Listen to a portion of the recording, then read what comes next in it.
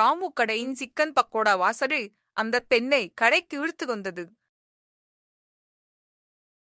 அட ராமண்ணா, எவ்வளவு நாள் ஆச்சு உங்க கடையில சிக்கன் பக்கோடா சாப்பிட்டு? வாசனை என்னமா வருது. நீங்க இப்போ எல்லாரும் ரொம்ப சீக்கிரமா கடையை மூடிட்டு போயிடுறீங்க அண்ணா. இந்த மழையில யாராவது வீட்டை விட்டு வெளியே வர முடியலண்ணா. ஆனா உங்க கையால சேர்ந்த சிக்கன் பக்கோடா என்ன மிஸ் பண்ணதே முடிய. அதான் மழை பெஞ்சாலும் பரவாயில்லன்னு பொடையோட வந்துட்டேன். ஒரு பிளேட் சிக்கன் பக்கோடா கொடுங்க அண்ணா. ராமு ஒரு தட்டி சிக்கன் பக்கோடாவையும் சட்னியையும் வைத்து அந்த பெண்ணிடம் கொடுத்தார். அந்த பெண் சிக்கன் பக்கோடாவை ருசித்து சாப்பிட்டு விட்டு தட்டை சீக்கிரம் காலி செய்து விட்டார். ஆஹா, என்ன ருசி, எந்த ருசி!